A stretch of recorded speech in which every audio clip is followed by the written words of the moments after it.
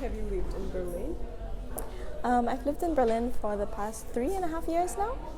And where did you move from, if I may ask? So I'm from Singapore, and yeah, I've lived in Singapore my whole life, but lived also abroad in New York, in Argentina, and in Thailand.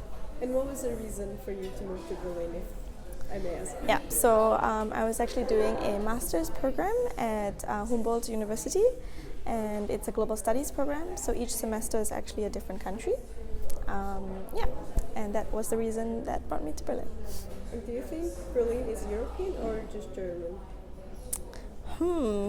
Interesting question. I mean, so what I studied is actually about non-Eurocentric knowledge. So we were looking at global North and global South and how these knowledges kind of are created and interact.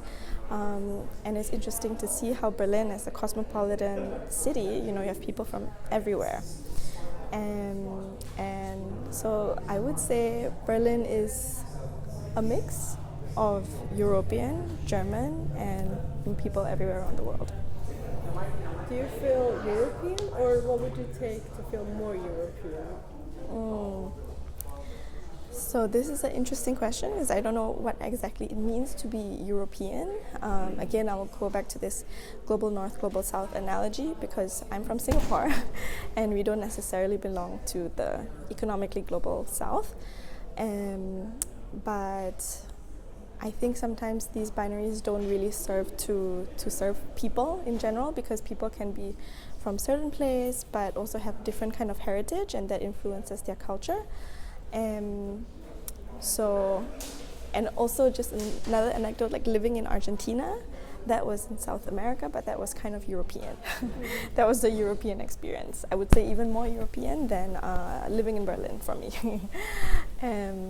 Yeah, but for me it's also about the architecture and the history and being in Europe in general that makes it European. And so yeah, I don't know if I answered the question. What would you like to tell a politician in Strasbourg or Brussels, like European Parliament? I mean, there's a lot of things I think that we can tell and speak with politicians, but I think the first thing is about really listening. How can we really listen to people and truly encourage authentic dialogue? I think this is a challenge anywhere. And just for me, having lived in all these different places, coming from Singapore, living in Argentina, in Thailand, in Berlin, when you live in a space, you have this shared ownership and responsibility of the people around you. And if I, just as a normal person, already feel that, how can politicians do more to engage with people and actually act on things to make people feel included and belong? So yeah, I think that would be a big message to politicians right now in the world. And if you know, what opportunities are there in your district for young people to get involved in politics, if you know any? Yeah. Well, in my district, I think there's a lot of different ways. I think there's a lot of grassroots activism, depending what issues you are passionate about, whether it's climate activism, whether it's about women's rights, whether it's about migration, people coming to the city. And I think, for example, Wahlheimat is a great organization to kind of get the dialogue going and hearing people from different perspectives, different backgrounds, and in a constructive environment. That's one way. And one other place that I've been going to recently is Give Something Back to Berlin. So this is where newcomers to Berlin come, and I go to this Frauensprach Café. So it's just a place for mein Deutsch verbessern. And yeah, we just talk about different topics, and it's also in a nice women's space, so you feel comfortable. And this is kind of a way of bridging the personal and also political, and making it more people-centric, and engaging, I feel. Thank you.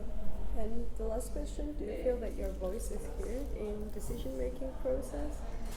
I would say that's quite an extrapolation. Now, having lived here in Berlin, I feel like I'm more aware of some social issues here or in my district compared to my home in Singapore. And personally for me, I feel that I have cultivated my voice here because people want to listen more, but at the same time also not because they know clearly that I am not from here. But once they hear, oh, you're from Singapore, they kind of become interested in what I have to say sometimes, and also given this diverse experience. So in a lot of ways I do feel heard, but I think once you reach a certain level, when you're looking, structures of domination or oppression, or people who are always holding power, rich white men, to say that, then I think it becomes, you have to start speaking their language and using the words that they use to meaningfully engage with them. That is my long answer to whether I feel heard and my cultivating my voice here in Berlin.